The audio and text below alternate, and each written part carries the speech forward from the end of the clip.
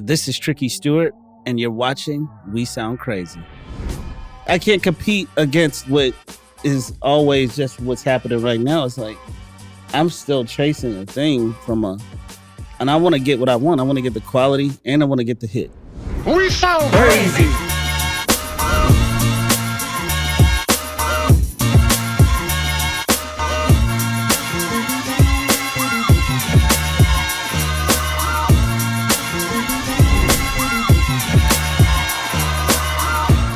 Welcome to another week of We Sound Crazy, your official backstage pass to all things music and culture.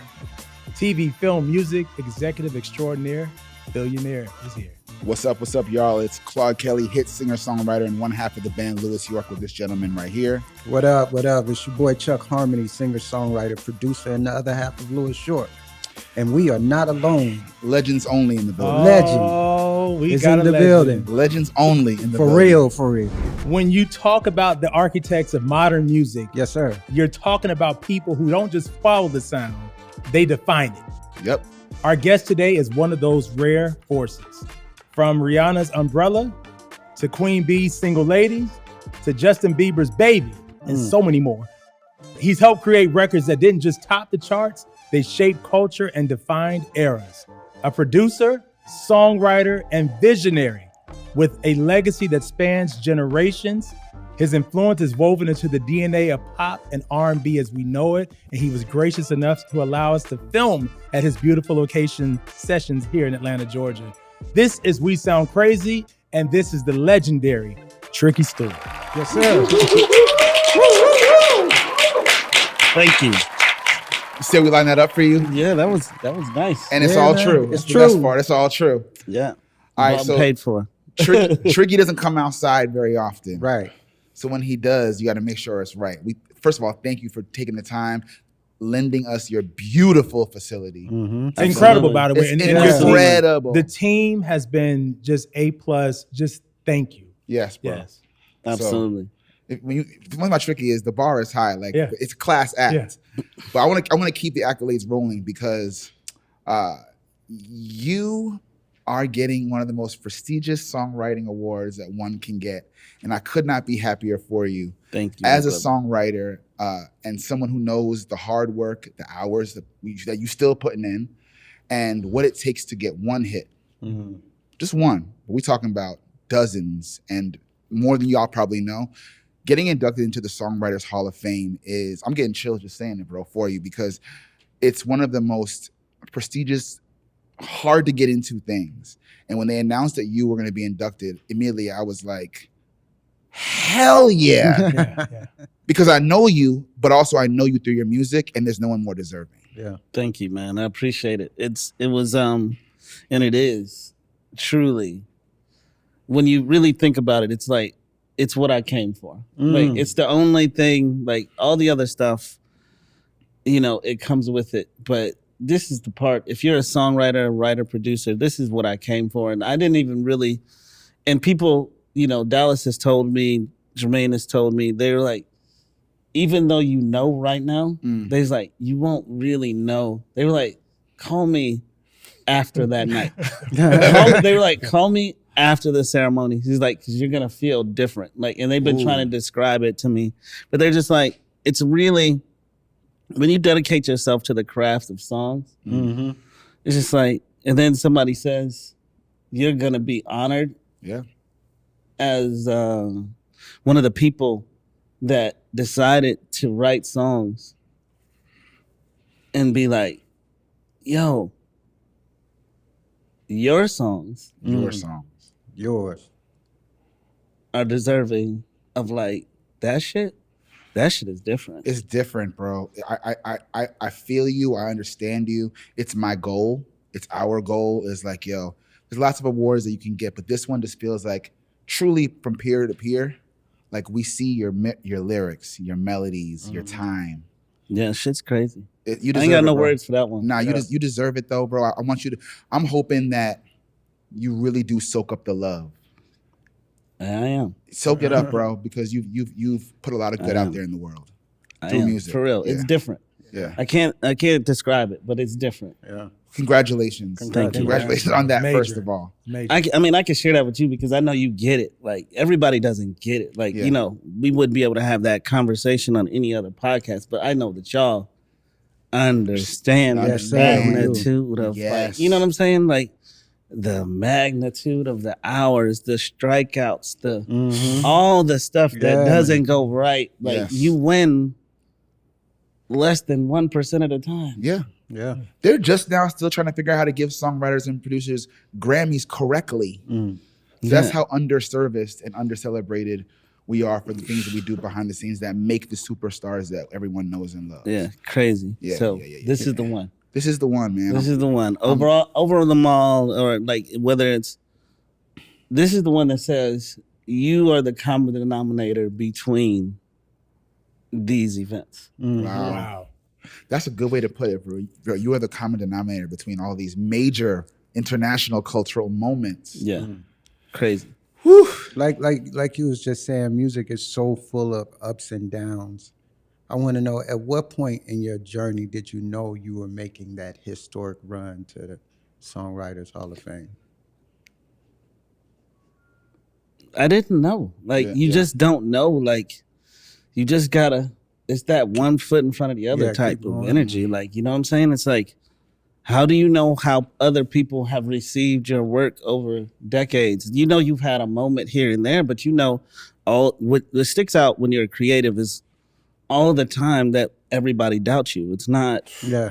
it's not the part that went well for the 4 weeks. Right. It's like, well, can you do it again? Your life is always, can you do it again? Yeah. Like, and so you don't know how people are looking at that. And if you've done it again, if you're hitting it at a rate that hits the needle of, did I do it again? Did I do it enough? Like, and so you didn't know. And so I didn't know until Big John Platt called me, until John Platt called me. And it's like, I never really thought about it, to be honest. It just was one of those things that I'm learning to gain an appreciation for, because the people that I look to, they're still so far out in front. You know, like whether it's Jam and Lewis, whether it's LA and Face, whether it's Quincy, whether it's Teddy, or whether it's David. Like, that's my Mount Rushmore of when I started. Like, I can't change. Like, I can add people. I've added players, right? But I'm saying They're permanent. Between Quincy, David Foster, like Jam and Lewis, and LA and Babyface, that's my musical, like. So I'm still trying to get to that level of what they did, and I haven't changed with that. The numbers don't lie. The numbers don't lie. Right? And so I haven't reinvented what it means to be great. I just still am walking in the image of, is that big enough? Does that sound right? Like, everything that they did was right. It just happened to be big. Yeah. It was just big as hell. But from a craft standpoint, Yeah. is what I'm really talking about. It's like, Yeah. these dudes really knew how to make records Yeah, to they know a to put it different together. degree Yeah. of making records. And so from that standpoint, there's work to be done. Still. Yeah, there's work to be done. Like, I have not done The Bodyguard. I have not done Thriller. Like, I do not have the most distinct soundtrack in music history. We have Burlesque together. We have Burlesque together. We have cult followings. We have the Lorax. We have different things, but we don't have The Bodyguard. The Bodyguard. I say that to Wayne Tex Hell, The Bodyguard. Yeah, those you know what I'm things that saying? were Those just things definitive. exist, and I don't change the level of what I know how the world felt about those things. Yeah. Not a certain group of people, but simultaneously. Yeah. Yeah. Simultaneous stardom, rocket ship, information. This is the best we've ever seen or will ever see. I haven't changed the bar on why I show up to work. And so till I walk out the studio one night and Human Nature's playing in that motherfucker. Listen. That's the bar, though. We got work to do. Yeah. That's the bar, I love though. that. So man. like, that's just it. Yeah, Like, you know what I'm that's the saying? bar. I'm not competing against. I can't compete against what is always just what's happening right now. It's like, I'm still chasing a thing and I want to get what I want. I want to get the quality and I want to get the hit. Both. And I Yeah. want the art. Right. People separate all those things because they think I'm making art. No, you making shit that people don't like. And so you know what I'm saying? Like, you know, Real like, talk, though, you yeah. know, you're making stuff that people don't like, but you can make it can all equal the It same. can all, Yeah. I'm a firm believer that it can all be in the same package. It can be superstardom. It can be the best vocal performance. It can be the best production. It can sell a shitload of albums. It can all exist. And that's what Michael Jackson and Prince and Quincy and Whitney and all them taught me was like, oh, it can all be in a package together. And you can feel something live too after that. It can go to levels, visuals. Yeah, for sure. That's what I'm chasing. Yeah. And so we got work to do. And so like I told my friend Tab, I've been working with for many, many years now in different capacities. Like, and we're about to start joining forces again on some other things moving forward. I told him like, it's like, you know, this is when Quincy made Thriller. Like, I want That's what I be saying. I want that moment. Like, this is that decade. Like, I need you to find me the international superstar that takes over the world. And every song that's on those albums, we write and we produce to the best of our abilities. And the world is enjoying that music at the highest levels. So that's the goal for the last run. And if we do that, then we'll look. Then you still won't be done. You still won't be done. It's a lifelong thing. I don't want it to be done. So Tricky, here we sound crazy. You know, we are all about giving people their flowers, celebrating their journey. We have a very elite class of people that we've kind of celebrated producer-wise, Jam and Lewis being one of them. Dallas has been on the show. But today, it's about Tricky Stewart. It is. Without further ado, we want to present you with the Producers Hall of Fame Award from We Sound Crazy. Again, you're in the class with Jam and Lewis and your brother Dallas Austin. So this is super elite. number 3, but congratulations, Yes, bro. sir. This is, Wow. Yeah. Okay. Here we go. Yo, Mama. Producers Hall of come Fame, on, bro. Tricky Stewart. You're a Come Hall on. of Famer, and we've been dying to get you in person just to give you your flowers and give you the award. Yeah. Truth of the matter is we started this podcast because of the kind of real conversations that I know we're about to have, but also, Where should I put this? you can Put lay it it right I here. don't You want can put it right on the table so the world can see. Yeah, but don't put it by the water though. I'm gonna move the water. The water's not important. Okay. Well, let's put it water, there. The water can put on. Okay. And I didn't even see. Now you're making me nervous for my award though. No. I'm Move you. I'm good. I'm move your leg, bro. I promise. Okay. This is Listen. Don't move holy. your knee. It's holy. It's holy. Listen. I got you. I don't want to even have to I come don't at you have like to fight you on that. your own podcast. I've looked at the award. I like that award. I know where it's going. okay. Don't mess it up. No, I'm gonna be good. All right. I want to start from early because you come from a musical family, right? It takes a lot to get the kind of taste you have to make the records that you make. And I just want you to walk people who don't know, because you don't do a lot of interviews. What are the early inspirations that make up the Tricky Stewart?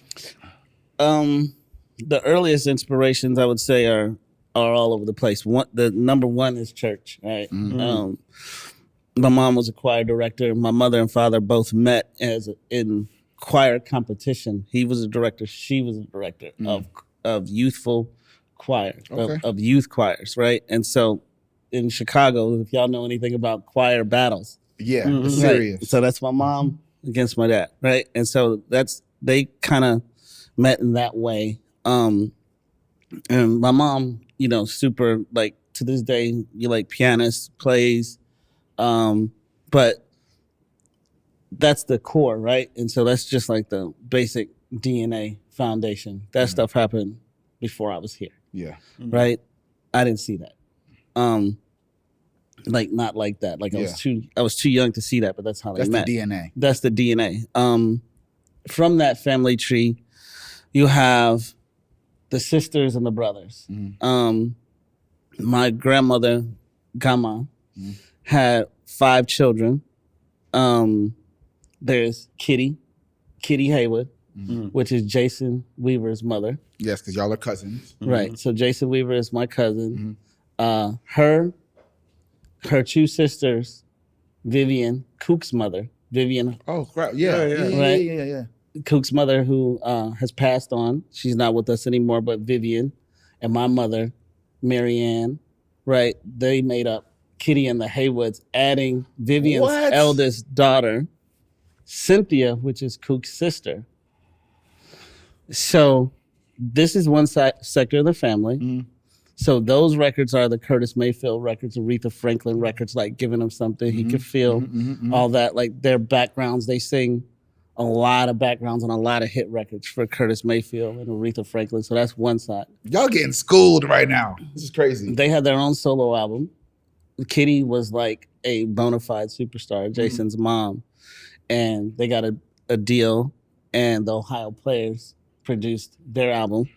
So I grew up with around the Ohio Players. Oh, excellent. Seeing, like, you know, them come, they were the people that was at the house. They were the people that was at the studio, like those type of vibes.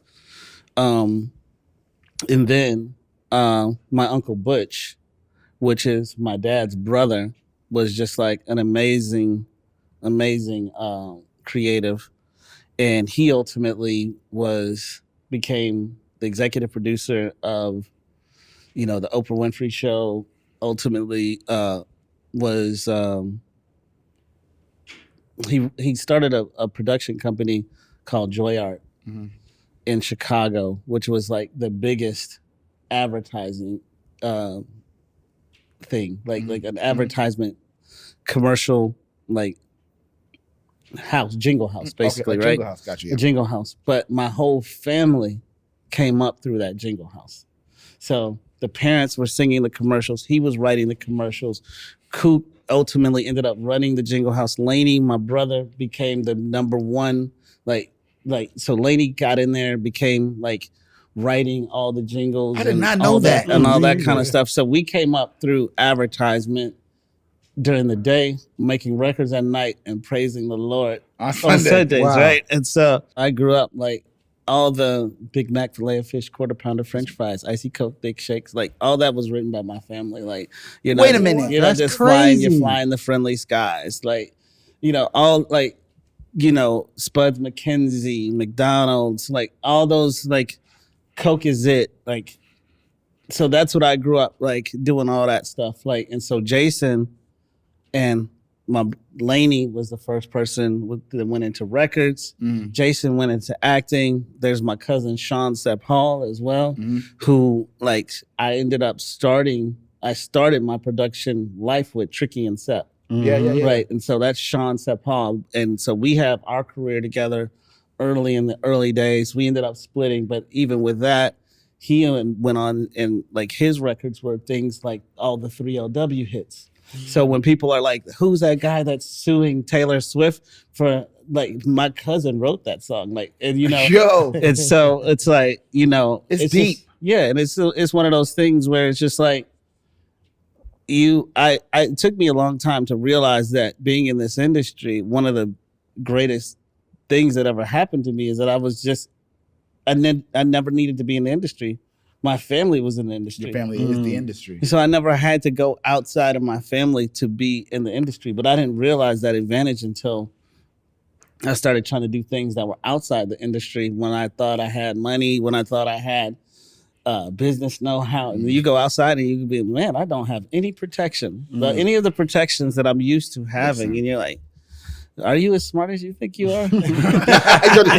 So you start to question yourself. You start, like when the people that usually have the answers don't come through, like you start to go, oh, this is the advantages I have. And sometimes it just takes, just trying to do a few things on your own without the core of something that you just could potentially take for granted. Then I started to go, fuck, my family is like it. I need my people. Yeah. Yes, like let's pour it.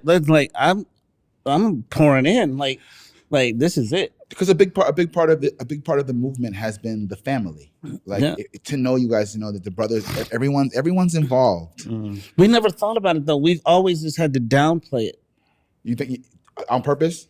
I don't know if it was like on purpose, but it was just like, you don't want to, like, just think, you come in, if let's say you like me, and let's say L.A. Reid, this is a real example. Like I like you guys. I'm Tricky Stewart. Who are you? This is my cousin Sean. Who's this? This is my brother Mark. Yeah. He's manages this. Who's that? That's his wife, our co-manager. Who's that? The vocal producer. That's Cool Carell. That shit ain't popping that way. Like, you know, that's the whole family in the building. You know what I mean? Like, you're trying to bring your whole family. The whole family in the This is building. industry taboo shit. Yeah. You know what I'm saying? Yeah. So it looks good at the end, but that shit ain't. that shit That's ain't true. what people That's are true. looking That's for. true. You got like one motherfucking people inside trying to come in. And don't tell about nobody else. okay. No, my family's really qualified. Like, you know what I mean? Like, it's just, That's so true. we've always had to just kind of let people figure things out. Okay. You know what I mean? Like, Yeah. oh, okay, cool. Like, and so it wasn't until we were all on the other side that we just really started connecting the dots for the industry. Yeah. Because I didn't You know know? for a long time. I mean, I knew all the names. I'm like, wait a minute, yo, that's your brother. That's your cousin. Yeah. But speaking of family, your brother Laney introduced you to one of your first music business mentors, Louis Silas Jr. Yes. What can you say about the late great Louis? I mean, one of my favorite I had never had the pleasure of meeting him, but I've admired just all of the artists he's responsible for. Talk to us a little bit about Louis Man. Silas Jr. I think Lil Silas Jr., in my opinion, might be the greatest A&R in the history of A&R. Wow. From my personal, where it hit me, when it meant the most. In the sense, like, you'll be in this industry and you'll realize as long as you go in this industry, sometimes that Black music at a certain point will get erased, right? Like from a mainstream standpoint. And so when I look at what Lil Silas was able to do, just in a cluster of time, he put together Any Heartbreak with New Edition. Yeah. New Edition is the single-handedly the biggest group maybe in the history of Black music. They are probably bigger than the Jacksons at this point. Oh, that's a good 40 years plus. Original members, they're touring right now. They're Right now. bigger. Yeah, they're bigger right now than they've ever been. Yeah, and all the iterations of it too. He took Bobby Brown. He made Roni, Don't Be Cruel. He made all these, Every Little Step. The bar in which R&B is really measured. Yes. Like Yes. Bobby Brown, like Usher would tell you this, Chris Brown would tell you this. Bobby Brown is the king of the hill, right? Like if they see him, they're gonna, it's certain people that gotta get up. Like Beyonce, she'll get up if she sees Diana Ross, right? Like that's how, Yeah. and there's other people that have to come to you. But it gets to a point where you know that this super group that was created in Lil Silas, that if you in just this one particular instance, if you're looking at it, you go, so Bobby Brown has all these amazing songs, the discovery and the real breakout hits of LA and Babyface, the real breakout smashes of Lifetime with Jam and Lewis. Then he takes, from a Jackson standpoint, it takes Marlon, Jackie, and Tito Right. of the Jacksons in BBD. And BBD's them. Yeah. In BBD, and makes probably the two biggest copyrights of them all, Yes. in Poison and maybe When Will I See You Smile Again. Yes. Yes. With the parts of the groups that people might not have thought. That group, that vision spawned Michael Bivins, Which what brought us Boys to Men, Yes. right? ABC, Yes. Dallas Austin, Yes. all like so when people create as an A&R, the cluster of your thing leads to an overall thing. And so from that standpoint, I can't say enough about just that one particular thing, but even going back to like connecting the dots to right now, we just worked with Shantae Moore recently. That's full Right. circle. Shantae Moore, Lil Silas gave us the opportunity, Tricky and Sep. That was our first opportunity to really get a semi-big budget after he gave us so many remix opportunities of the Bobby Brown. Like, you gotta understand, I'm a kid off the street. Yeah. Like I come to LA and the things that he's throwing at me is like, If It Ain't Good Enough remix by Bobby Brown. I'm 17 years old.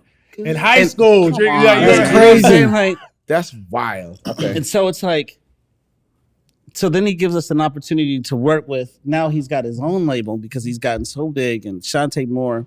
And Aaron Hall was signed him too, right? Yeah, Aaron Hall. And Aaron Hall, he had just done the Aaron Hall record. He had been working with Lainey. We were still living in Chicago. This is when I'm still in Chicago. So Lainey did a lot. Lainey and Sean did a lot. I think they did maybe 5 songs on that first project. I did songs on that project too, but my stuff never really made it, like, because I didn't really have the aggression, you know, like I was more smooth back then. And so Aaron was really, you know, doing the aggressive thing. But ultimately, that's how that all connects, because Lul was the first person to ever start flying to Chicago to see us.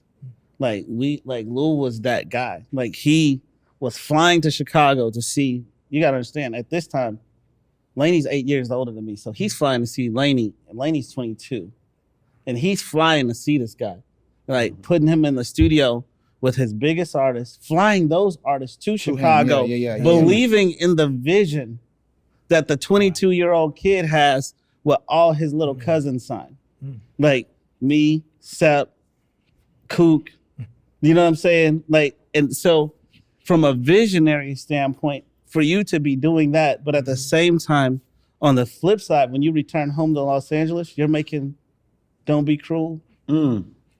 You're like, but you're still investing in the little guys, right? You know what I'm saying? Like, not saying send me something or whatever, like showing up, coming to you. And like to this day, like my brother Mark, my manager, like that's his number one person, because that's the person where he learned. He learned the game from him.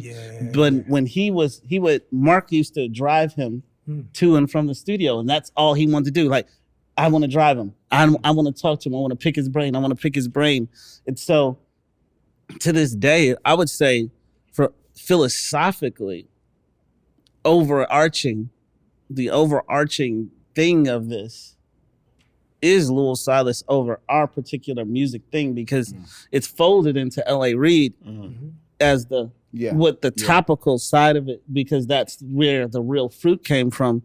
But we were there because of the records that L.A. was making for Lul. Because that was like, I just wanted to get to 777 Lancashire Boulevard where his office was. And I remember the address. I drive past it all. I drive past it all the time. Like, it's just one of those things. Like, everything that I do in Los Angeles is based off of that address, because every studio that I worked at, whether it's Larrabee Studios, whether it's the other studios over, I can't remember the name of it, but every studio that I ever worked with was right there off of Lancashire, because that's where I wanted to be. And for context, right, what we're really talking about is understand that this sector of MCA Records is what Universal Music is. It is built off of. They took the name away, but it was Lul and Andre's work that made Universal Music. Thank you for saying that. Lul and Andre, it was their work. Pharrell's work that created Universal Music. Like, it was created in black music. Like, don't ever get that twisted. Don't get it twisted. Like, and that's often the case, by the way. It was a time to be alive. And that address, 777 Lancashire Boulevard, will always be, I will always drive past it. I always know where it is, because that's where my dreams led me. My ambition led me to want to do records for the person that everybody that I love that's on that Mount Rushmore was doing records for. So in 1994, L.A. Reid gave you a deal to bring Red Zone to Atlanta. Boss Productions at the time. It was Boss Productions at the time. So when you move into Atlanta, what's the mission? Man, I came down to Atlanta and I started, like, I was getting my ass kicked musically, because they were from the South and they had a sound and they had a grit, and I had an understanding of polish, production, finishing, end products, but I didn't have an identity. musically, and they all had identity. I'm speaking Jermaine, Dallas, Organized Noise, early days, like, Goody Mob, that type of shit. And so had a character. Yeah, so I'm coming down here like making pop records, right? What the hell is he doing? Like, and they're making pop records too, but they're making pop records with culture, With and their it's way, just yeah, like, yeah. and it's just their records are really going crazy. And so ultimately, when it came down here, I had to grow up. I had to learn what the music business was really made of, and it wasn't made of sweet talking A&Rs. It wasn't made of dinners. It wasn't made of. It was made of hits, and it was made of shit that moves the needle. And when I came to Atlanta, I understood, like, I understood the difference between a smash and a hit. Yeah. What is that difference, though? Shit, you'll know it. You know when you hear it. You know when you hear it. I mean, listen, a smash, everybody's at the table, man. A hit, like hits, people will know, but a smash, everybody knows it. Yeah. You know? Yeah. It almost, they be like, at the end, they don't like it no more. Yeah, You know what I mean? Yeah, It seems so easy, but it's just part of pop culture. They play them in stadiums a lot. No, I like how you're talking because there's so much of this industry that appears to be the dinners and the mixers and all the excess stuff. But a smash song, a smash or a hit, but people understand is a song changes everything. Yeah, absolutely. The song changes everything. You can be ice cold today, and the right song falls in your lap through the divine intervention that we get our music. Absolutely. And literally life can change overnight. It's just the driver. It's the fuel of this whole thing. I've watched it happen so many times. I was for myself, but I watched it happen so many times in this business that we've been in, is that all the extra noise is there, but then some, and you're not even paying attention. And then someone comes around the corner with a song, often a tricky song, by the way. Yeah, right. And messes the whole game up. I don't want to, there's so many records to talk about, but when you said that, it's reminded me as a person who's been in the business as a songwriter, you're taking these meetings and they give you those who's looking lists and here's the direction of the album and all that stuff. And there's been so many moments where a tricky song hasn't been this, we have a hit on the board. It's like, it changes the entire sound of the entire industry, what everybody's looking for, what artists are getting signed, who has a job the next, like everything changes based off of, like, an example. The world knows that Umbrella is a hit. Lord knows it's a smash hit. But most people don't understand how that song changed the industry inside. Every meeting you took was like, yeah, but do you have Umbrella? Right. Yeah. Literally. We dropped 5 artists because they couldn't do Umbrella. Like, we couldn't do that kind of song. You're meeting with icons who are trying to find their sound. They're like, I just need Umbrella. Yeah, absolutely. That's the difference. That's the difference. That's the difference. It smash- changes everybody's shit. It changes, the whole business practices change. Every producer got to sound like you. Yeah. Right. They're trying to sound like you. Right. They're wondering what you're going to do next. Next. Right. That's different. All the superstars are saying, I want that thing you gave him or her. Give me 2 or 3 of those. And that's the best part of the business, when you get to lead. You get to lead. When you get to lead the business, and there's very few people in this business that ever get to lead. Yeah. But if you ever get to lead, it's the best feeling in the world, where the trend is yours. It's in your hands. You know what I'm saying? And that moment, like, when me and Dream was in that bag, that was that, like when we were in that bag in 2007 to 2010, it was like, if you didn't have us, it was rough. He said it was rough out there for you. It was rough on you. It was rough. know? And that's what I remember about being behind, because we hadn't even met yet, but it was just the myth of Tricky and Dream separately and together, and the meetings that I would be a part of, and what the artists would come to me and say, like, yeah, I love what you do, but what we really want, I'm like, what I really want is, remember that thing that those guys that we can't get in the studio with is doing? Try and give us that. And that really is impact. Yeah, that's the best part. That's the only thing I can say. That part is right up there with that. Like with getting awards and accolades, like being able to lead is the best part of the shit. I can't express that enough. And the Pharrell would know, the Swiss Beats would know. Like, there's different. Every producer that gets a name at some point has had the opportunity to lead at some point. If you know them by first name, Right. Yeah. But you know what I'm saying. At some yeah. point, we've all been chasing it, but that moment in time, I think, is still the most addicting time for a producer, or for a creative, to know that, if you're a Dream or a Sean Garrett or a Jonte Austin or a Claude Kelly or a Bruno Mars or whoever's writing that shit, like, because it happens in writing now, and it's more important now that it happens in writing than it happens in production, which used to be different. Yeah, it used to happen through a sound, but now it really happens more through the writing, where those writers are on that T-Ron kind of wavelength, where you're just like, yo, this dude, every genre he can't miss. Right? Every genre. Do you feel like every genre thing is something that? Because you said you came in and you're like, I'm writing pop records, so. I wasn't writing pop records. I was just, I'm a pop nigga. Like, at the end of the day, like, the way that I hear records, people think they pop. I be thinking I be doing the hood shit. You know what I'm saying? Like, you know what I'm saying? Like, I think I'm hood. Like, you know what I'm saying? I'm saying, but when I finish a record, it's polished. It has a pop. It has a appeal to a larger audience. Regardless, it don't matter if it's Who Dat by JT Money or if it's Suffocate. Like, it's just the way that I hear, because of what my attraction is to music, because of who's on my Mount Rushmore. Yeah. It gets to a place where it's like, that sounds like crossover. Yeah. And crossover means money, by the way. Crossover means money. I gotta ask, because it's been so many hits. What is one song that you created that you don't feel like people give you enough credit for? I don't know. It's hard to say, but I had high hopes for Moving Mountains, right? That was one of the songs that played. Moving Mountains didn't do quite what we thought it would do. I really felt like there was a record that I did on Katy Perry called Hummingbird Heartbeat that was one of my best. Great song.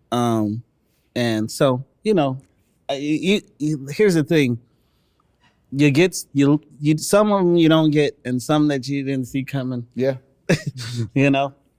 So it evens out. It evens out, and so it's hard to say what I think I don't get enough credit for, because I think I've gotten credit for stuff that was okay too. You know what I'm saying? I got by with that one. Yeah. So we good. What's your favorite Tricky Stewart production?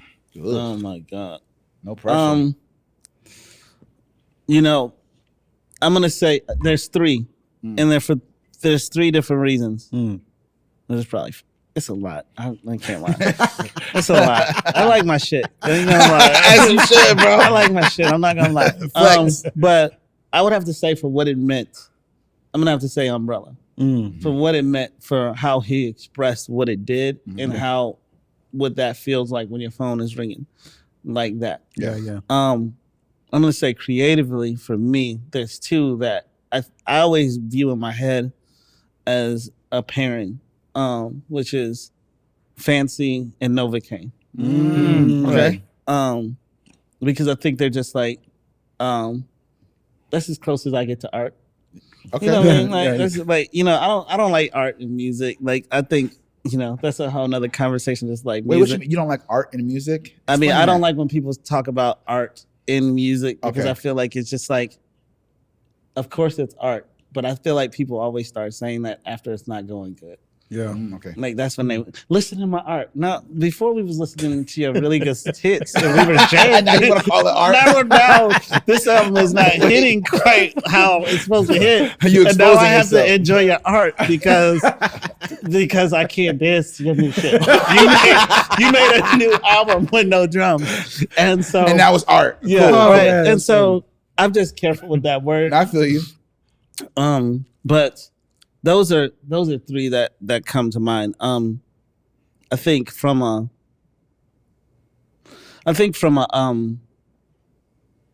accomplishment standpoint, or just like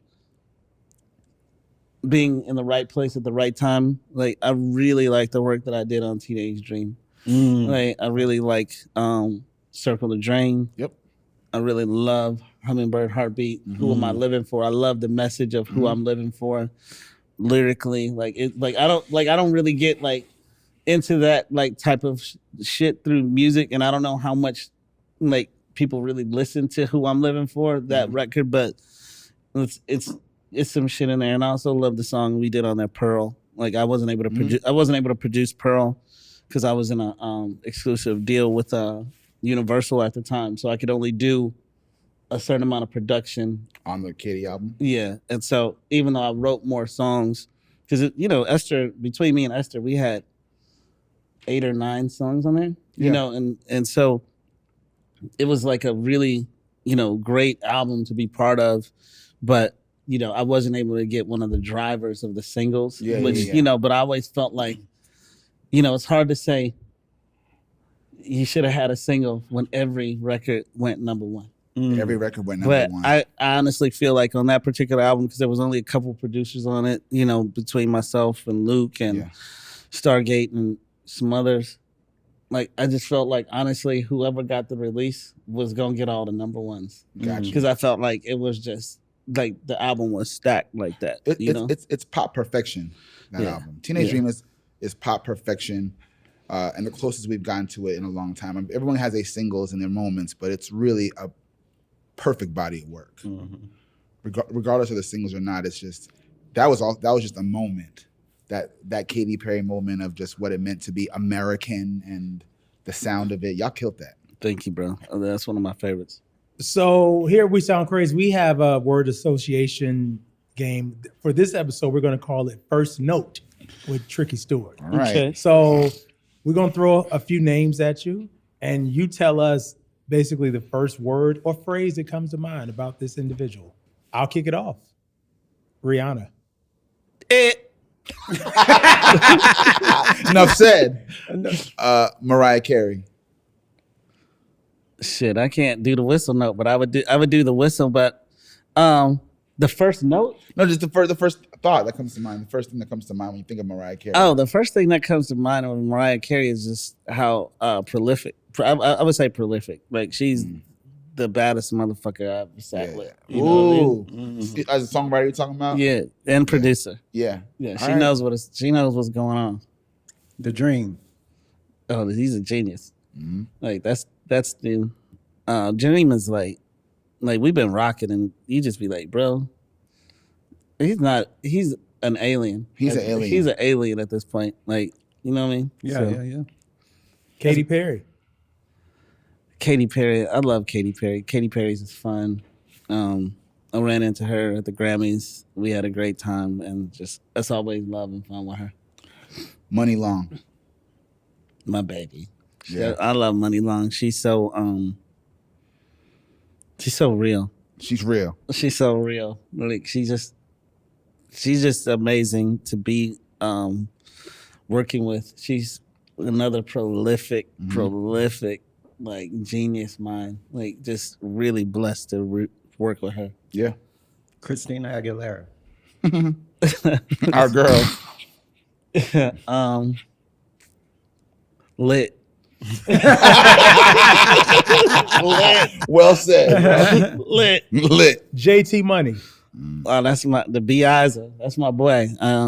Me and JT, we'll always have. He's the one that cracked the code for me. He's the one that made me really understand you can't stop a hit. He didn't have a deal. Like it was independent. Like number one, the biggest record. That record changed my life, and it was just that's the power of artists. That's the power of people who believe. Dallas Austin heard that record. Tony Mercedes heard that record, and I just remember like seeing because at that time I'll never forget Delight was the big producer in the industry, and he had the Busta Rhymes and Janet Jackson record out, and the Hype Williams video, and we was number one, and I was just like. The record. And that's when I realized, like, if you write the right record, if you write the record that moves the people, it's like, you can't stop it. Like, you really can't stop a fucking big record. That's facts. Mary J. Blige.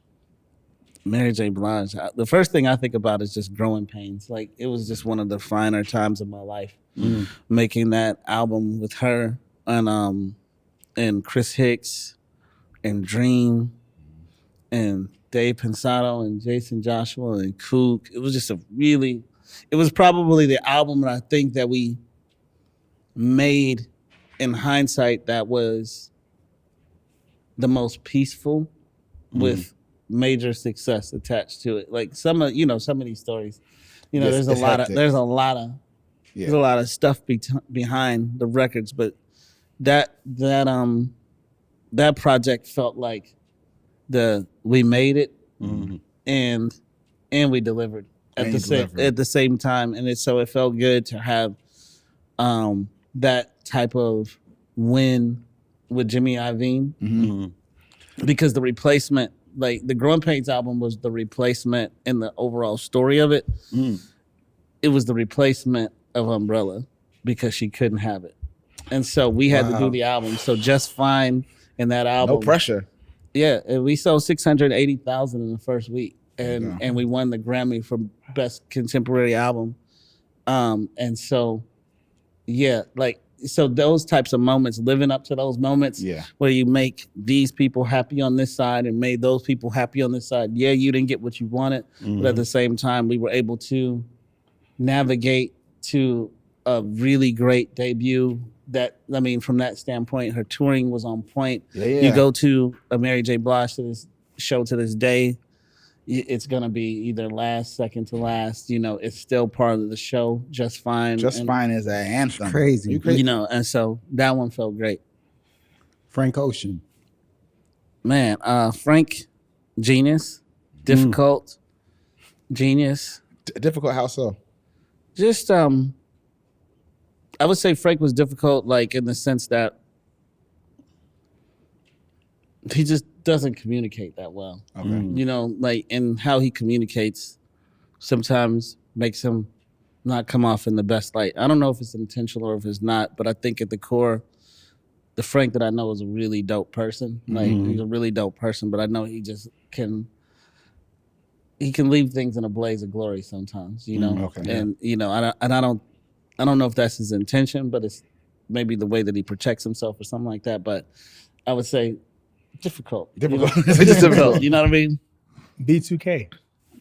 Shoot. B2K. I love those guys. They mean a lot because they gave me a look at how an artist could take an okay song to a better place.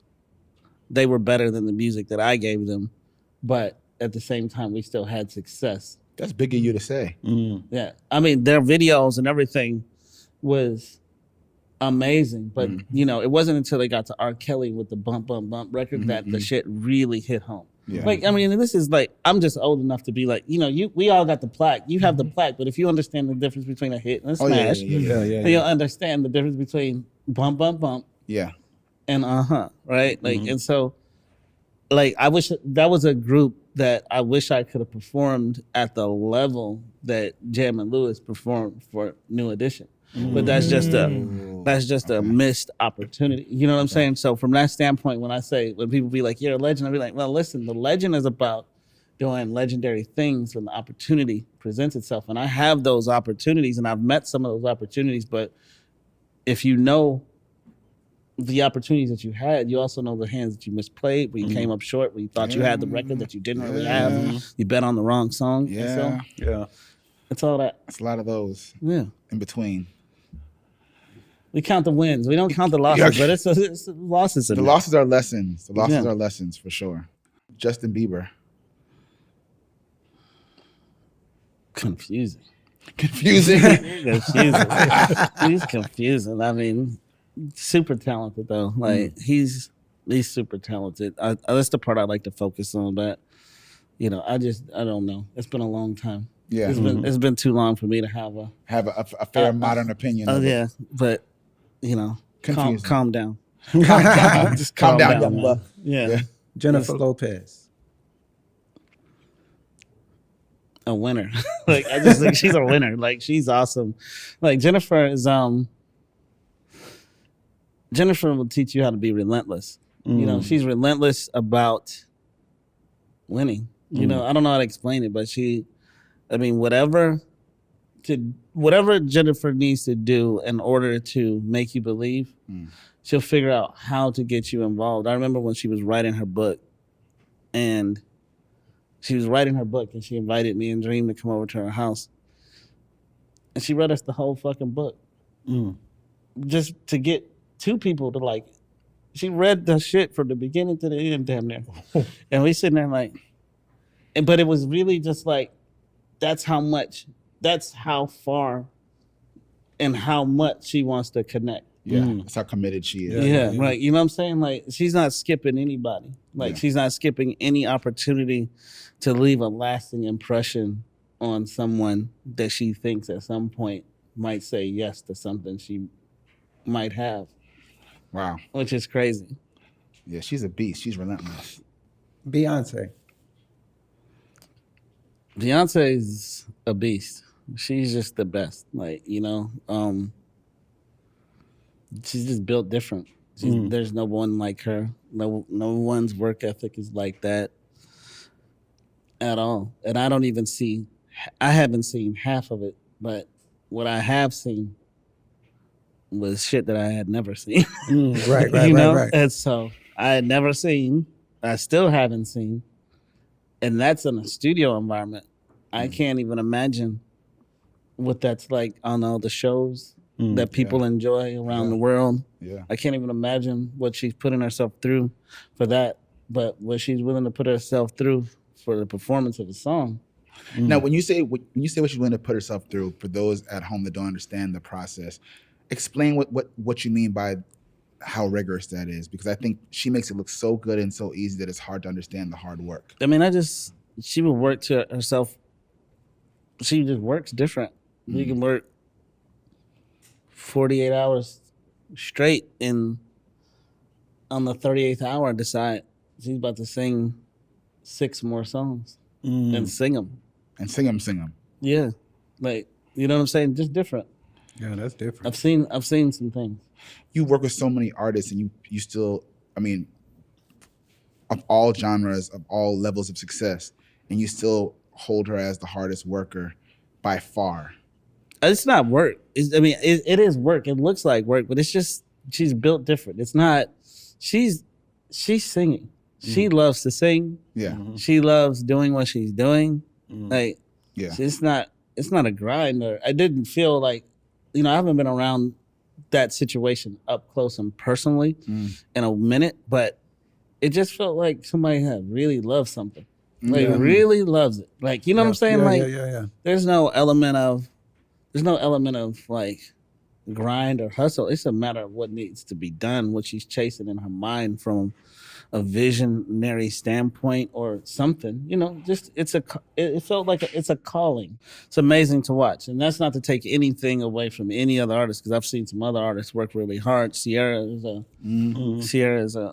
she's a absolute beast, and a visionary, and really, she really has a way of going about her own excellence, and I'm so proud of like the career that she has today, how she's built it out, how she's in control of her destiny. And but Sierra is a real beast, man.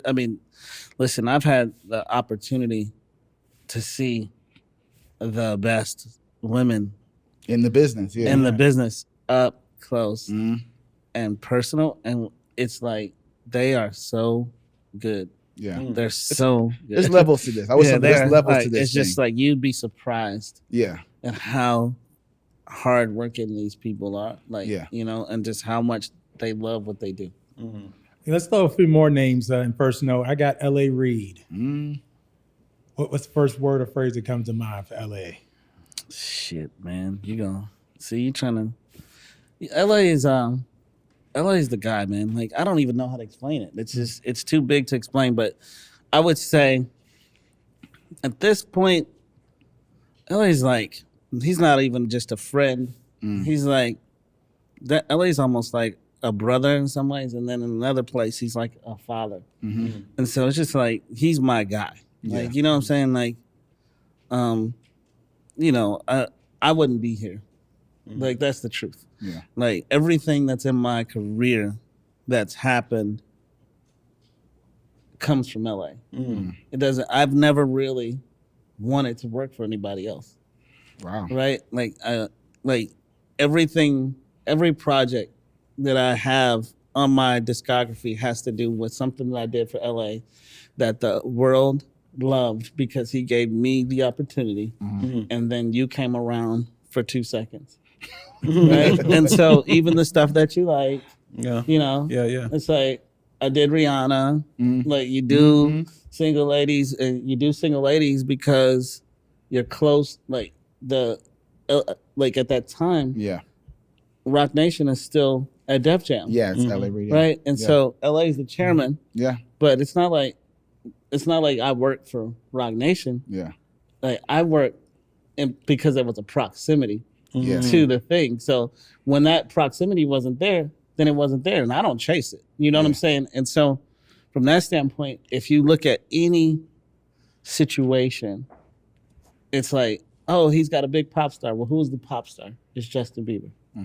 Right? Oh, he's got this really cool eclectic dude that he signed to his label. Who is it? Oh, it's Frank Ocean. Well, who did the deal? Oh, he's got this new guy that that really writes hella songs. That's a bad motherfucker. Who's that? The Dream. Where's he signed? You know what I'm saying? Oh, he had this song with his producer, and he had the song that he gave to Dallas and you know, into LA. That song is No Scrubs. Who, like, it's all the same client. It's all the same client. It's all the same client. And then there's ancillary work that comes from being hot for the person that you super serve. But I've never wanted to be all things to everybody in this industry. Like I haven't worked for a lot of labels. You know, I've been doing this for 35 years, but you know, like I don't necessarily work with all the labels. There's labels that I've never worked with, that I've never submitted for. They've never called me. I've never called them. Wow. But I think in this industry, I don't think people really realize that there really are teams. So when you choose, you have to choose wisely. Yeah. You have to choose wisely. You know, like they don't come out and tell you, hey, there's a difference between Warner and Sony and Universal, but there's a difference. There's a difference. There's a difference. And so when you choose up, you have to choose carefully. That was a pro for y'all new producers and songwriters out there. Like the people that you're associated with, your community speaks as much for who you are and how far you go as the songs themselves. It's definitely a community and a village that makes this whole thing go around. And it's not, I mean, it's not like it's it's just a thing. You know what I'm saying? You can't be all things to everybody. Like, No, you can't. And that's how you spread yourself too thin and burn out before you even get where you're trying to get. Exactly. Make some noise. First note, word association, Tricky Stewart edition. Make some noise. Yeah. I want to double back to your partnership with The Dream because it's legendary. Man, that's a run, That's man. a Y'all, run. It's legendary. It's Right. legendary. It's Man, legendary in the same legendary. way that we think of LA and Babyface, when we think about Jam and Lewis, Jam and Lewis, when we think about Pharrell and Chad. yes, Rodney and LaShawn and things like that. Like there's just a magic that happens when two people get together that is supernatural, right? And as a fan of music before I am a songwriter and producer in this business, I'm so respectful of that bond because I know how rare it is. But I want people to understand how rare it is and how loyal you are to each other, because it is there are times before we worked together. I remember I met you before we worked together, and I was like, Tricky, I want to work with you. He's like, yeah, I would love to, but I only do records with Dream, and that's not going to change. And you would not budge for a very, very, very long time. And the thing is, I wasn't mad about it because I'm also like, if there's a chemistry here, then why would anyone want to mess with that, right? But talk us through your relationship with Dream, how y'all met, and what keeps it going, because it really has been legendary. Man, the relationship with Dream is literally at this point, I would say like, it's really like brothers, you know, which means there's ups, there's downs, there's, you know, different things. But I think the season that we're in right now is that we just both appreciate the moments that we've had. Like, I think when we got together for Break My Soul and it had the type of success Talking about Beyonce's great. You just be spitting out hits like. Well, that was the last record we did, and Yeah. we're actually about to release the next record. Like Okay. we have 2 records coming out. It's the first 2 records since Break My Soul that we've had that are coming out. One on him called Bring That Body, and another one on this girl Jalen Josie called Love Ain't Shit. And so, you know, our chemistry as people, you know, we have a chemistry as people that feels very much like family. I would say Dream is like family at this point, right? But during that time, musically, it was just it was magic. It is magic. I'll be honest. It is. It is magic. It doesn't really stop. It's just up to us if we want to nurture it or not. If we have the same vision. Sometimes we're not in the same space. And not because of there's anything wrong. It's just my space doesn't change. I got one space. I'm here for the hit. That's it. Like, right? And so and when I say hits, I don't mean like coming in, trying to write hits. I don't mean like no shit like that. But I just mean the excellence of it all. Yeah. And when you work with an artist, his Dream is an artist, and I would say he's more of an artist now than he is a songwriter. There's other things to take into consideration. Yeah. And those weren't, you know, sometimes those are or are not my concerns when I'm addicted to that thing. You know what I'm saying? I love that thing. Like I love the feeling of being dominant. And so from that standpoint, I think the music is always magic. I think we value different things in the songwriting process. And it's like, that's the only way I can describe it, because like when we work, we're a hot mess. You know what I'm saying? It's like shit starts going in the computer. We put one person in the middle, maybe 2 people sometimes, and we're recording and we're just dumping shit in there. And he's dumping shit and I'm dumping shit, and then he's writing shit and I'm writing shit. And it could sound really, really crazy at times. But at the end, like there's a sorting process. But it's all this, it's just a lot of information to take in. And what happens is we have different musical influences. Okay. So there might be something that he might key off to write something that ultimately gets deducted out of the track that's now going against something that I was hearing differently than what he was hearing. And those happy rubs just create things that I think are different. And one of the things that I noticed about when we recently started working together, like just kind of getting together and just like having sessions, is I was like, man, the one thing I'm clear on, regardless of what we're doing in this moment, I'm clear on the idea that nobody else is working on no shit that sounds like this. right. That's the part that I'm clear on. And I think that gives you an opportunity to be special. And so whether or not like it's a hit song every time or what, it's just like, I think there's something to be valued in when you create something that's missing, you know. And Dream and I think at our best are always doing something that's not there. That's not there. Yeah. That's a good way of putting it. Did you ever, in that partnership or collaboration, when you and Dream were working consistently, was there ever a song that you two didn't agree on, but it became a massive hit? All of them. I mean, no. Was there one that just like, hey, man, we didn't really see eye to eye on this one? I mean, no, like, it's like I said, it's a creative process. And during that process, there's versions where we're not seeing eye to eye. The final versions are the compromises of, I see what you're saying. I hear what you're saying. Like, you know what I mean? And so I think one of those is that really sticks out is that Rockin' That Thing. That one really sticks out, like of just one that was like, you know, we had a lot of energy going on and we were pulling it in a lot of different ways. And, you know, Dream is like, the record is not done. And Dreams, the writing process can happen at any given time. And that could be in the mix. So we could be mixing. Not in the mix. That's stress. You stress me out a little bit. I'm stressed right now. We were mixing Because you think the song that's the final stage. Yeah, we're you could be mixing, we'd be like, man, no. So like before, you know, the I'm in love with you, baby. I'm in love with you. That wasn't at the top of the song. You know what I'm saying? So that was like the bridge. And he was like, man, I think, and now you've mixing the song. And like, now we're like into major editing of like Wow. song structure stuff. Like, you know, and it's like. And time is money. Yeah. And so there's been no shortage of those moments. Of pulling, like, I don't like that lyric that's not the right lyric. And we might be mixing and get the singer here that's what I was to say. sing it that is not in town.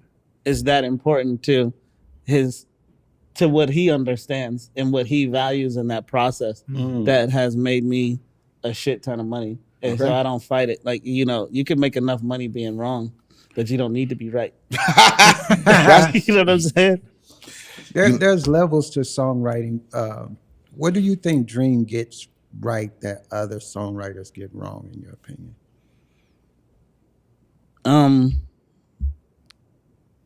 It's not. I don't even think that. I think there's people that just get it right, and I think Dream understands.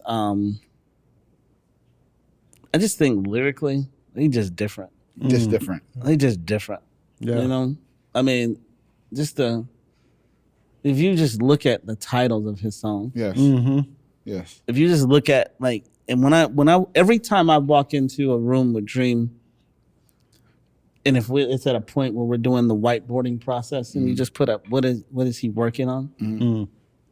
If I walked into that room and I see 10 titles, they would be the 10 best titles of the next. They would be better than all the other people I could probably go in the studio with just on title alone. Just like the thought process of just like, damn, why do you see it that way? Yeah. Why do you hear it that way? And I think, so the melodies, the arrangements, the voice textures, it's the visionary part of it too. Like, he's such a visionary as a creator.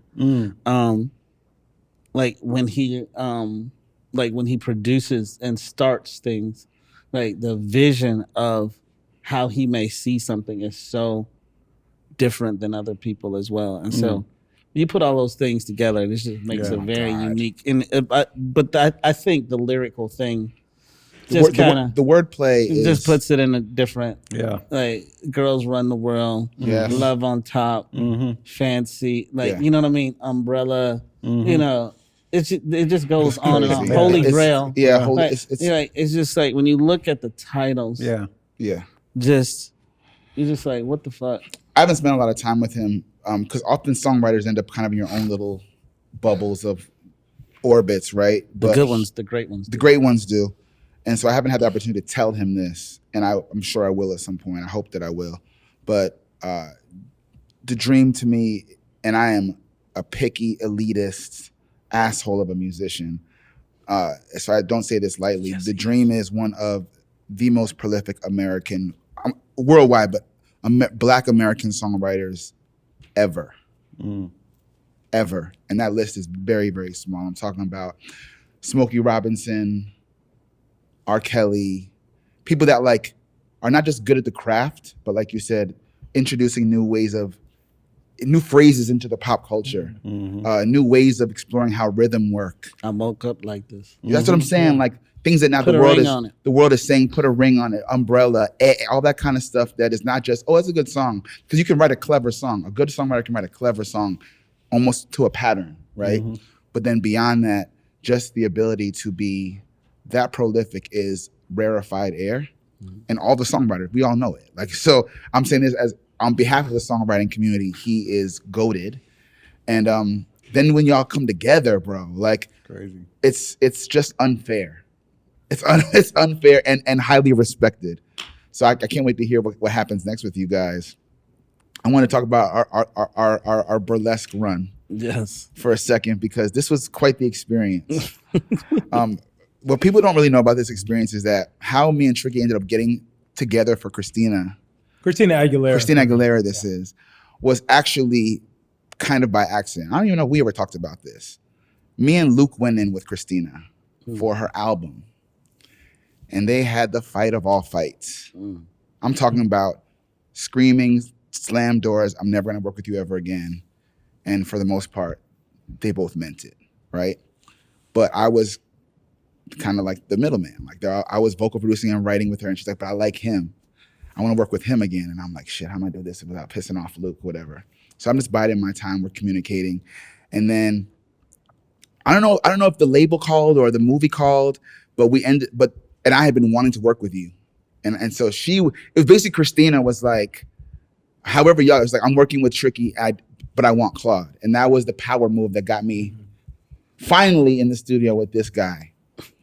Doing that movie was a school. And that album too. That whole process of Bionic and then of course Burlesque was a masterclass in watching Tricky craft on the spot sometimes, because she'd be like, I want this kind of vibe, and he'd come back the next day with the vibe damn near fully blown. But she's also a meticulous songwriter and meticulous in the booth. We're at her crib working in Beverly Hills. But we just clicked right away, bro. Like it was like you said, it was wild times, but it was fun times. What do you remember from that entire that little moment? I mean, the Christina moment, I just remember having a lot of fun between the movie and the film. I remember a lot of partying. There's a lot of party, a lot of wine, a lot of parties, a lot of partying. A lot of partying, a lot of record making. I remember the idea of just bringing Burlesque to life. Yeah. From when they showed us the set as Yes. like this, and they were like, we need the music to sound like this, and this is what it's gonna look like. And I think they sent us to see a couple of shows, and we went. I think they sent me to the spot in New York called the Box and some other shit. That's how I got put onto the Box, by the way. And but it was really about bringing a world to life through Clint Culpepper. Yep. Planet, Screen Gems. Screen Gems, yeah. Yeah, and Spring Aspers over there. Shout out Spring Aspers, yeah. Was doing the music supervision, and I can't remember the director. What was the director's name? Do you remember? I don't remember right now, but keep going. But I just remember. I remember them giving. Anton was the director. Yeah. What's the name's Pussycat Dolls? His last name was Anton. He was the brother of Steve Anton. Steve was the director. Yeah. Yeah. Sorry. And I just remember them putting us in a good position. Yeah. Like, you know what I mean? Like, sometimes people want you to do something, they won't give you the resources to do it. I just remember them giving us, saying yes Yeah. to what we needed in order to do what I think we left in that world. We left a mark. Hell yeah. We left a mark in that world. We knocked that shit out the park. We so did. much so that the record didn't have a single. It never went to radio and it went platinum. Yeah. Like it went platinum in real time. And to this day, It has a cult following. Like I said, it's always Burlesque is always on TV. There's a musical happening. I get stopped and talked about, and people stop me about Burlesque a lot. I don't think I realized at the time how big it was until actually we saw the film and the music in the film. And I was like, oh, and then we went to set one time and you're like, it's Cher and Stanley Tucci. And it's just like Christina and Cher and Stanley Tucci and many other people, Alan Cummings, all these people are just like walking around in costume. And when I remember she invited us to her crib to watch some of the scenes back. She was like, I want you to come to the house and the movie room and watch it back. And when you saw Show Me How You're Burlesque and all them songs, full blown, I was like, oh yeah, especially before the edits too. yeah, I was like, well, this is what money can get you. Hollywood is different.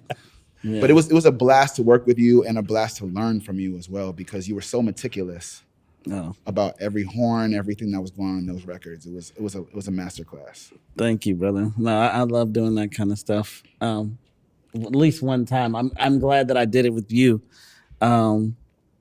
because I kind of stay away from films. The last one that I did was like what do you call those, animated? And see, that's a lot different when they can keep changing the scene. Yeah. See, it's different when they shoot something. With real people, when they you can can't. keep changing the scene And so when I did the Lorax, Yeah. it was just like, I was like, okay, cool. Grand opening. Grand Grand closing. You know what I mean? Like, we got more in did us, this. bro. Because you talking about the bodyguard and all that stuff. We there's some hills to climb. Okay. Yeah. I'm right here. Y'all Yeah. I'm not sitting right here. I mean, Right.